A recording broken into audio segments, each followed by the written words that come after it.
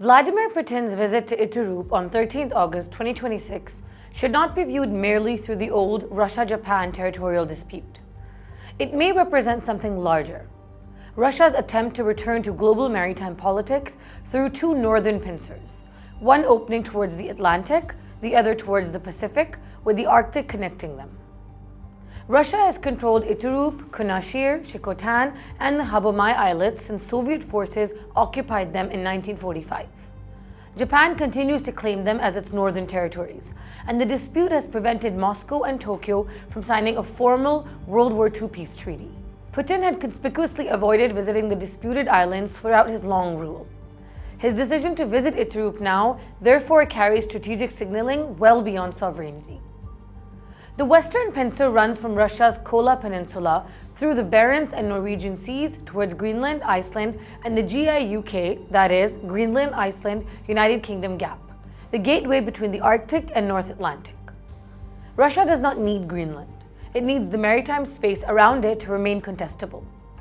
As Arctic ice retreats and military and commercial activity increases, Russia's enormous Arctic coastline, submarine infrastructure, and northern fleet give Moscow another route into Atlantic geopolitics. The eastern pincer is now becoming clearer: Kamchatka Sea of Okhotsk, Kuril's Pacific. The Kuril chain forms a natural barrier between the Sea of Okhotsk and open Pacific. Controlling its passages helps Russia protect the operating areas of its strategic submarines while providing its Pacific fleet access to the wider ocean. Putin's Iturup visit therefore signals something more consequential than another territorial claim. Moscow may be converting what was once negotiable territory into a permanent military frontier. The two pincers are actually parts of the same strategy, connected by the Russian Arctic and the Northern Sea route. In the west, Russia can project towards the northern Atlantic through the Greenland-Iceland-UK corridor. In the east, the same Arctic system extends through Kamchatka and the Kurils into the Pacific, effectively linking Russia's Atlantic and Pacific theaters. If institutionalized through ports, airfields, submarines, missile deployments, icebreakers, and regular naval operations, Russia could increasingly treat the Atlantic, Arctic, and Pacific as interconnected theaters. That would mark a significant return to the maritime great power politics Moscow largely lost after the Soviet collapse. China makes this considerably more important. Beijing's greatest geographical vulnerability remains its dependence upon southern maritime routes, particularly the Malacca Strait. Malacca would certainly not become irrelevant. China's trade and energy volumes are simply too large, but its strategic monopoly could diminish. Russian pipelines, railways, Arctic ports, and eventually regular Northern Sea route shipping would provide China additional access to energy and European markets outside the Indian Ocean Malacca system. Russia would gain Chinese economic weight, China would gain Russian geography. Yet there is a paradox. Russia's successful Pacific return could actually tilt the regional balance towards the United States. The reason is Japan. Tokyo already faces nuclear-armed China to the southwest and North Korea to the west. A permanently militarized Russian frontier across Hokkaido's northern approaches creates a third strategic pressure point. Russia-China naval and air cooperation would make separating these threats increasingly difficult. Japan's immediate reaction would almost certainly be to move closer to Washington.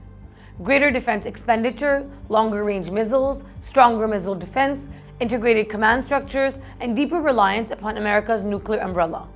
Moscow would therefore achieve greater Pacific presence while simultaneously strengthening the very US-led architecture it seeks to weaken. But the longer-term consequence could be more profound. Japan must increasingly ask how far Washington would actually go in a confrontation with nuclear-armed Russia, China, or North Korea. Trump's latest decision adds weight to that question.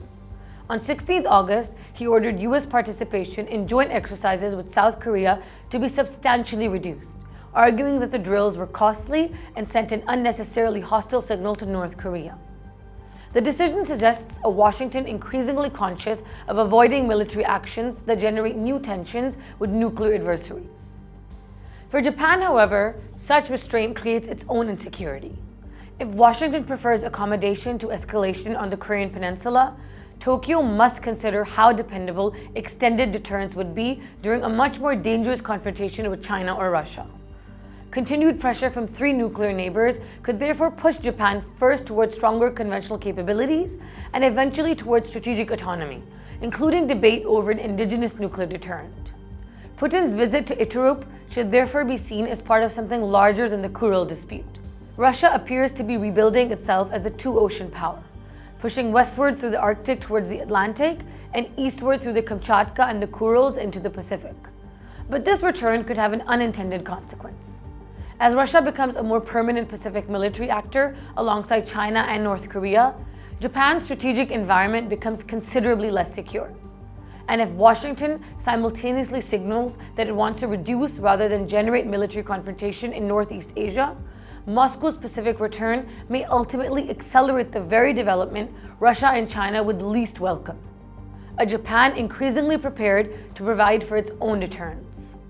The Arctic connects the pincers. China gives them weight, but their success could produce their own counterweight: a more militarized Japan, a stronger US-Japan alliance, and perhaps eventually a nuclear Japan.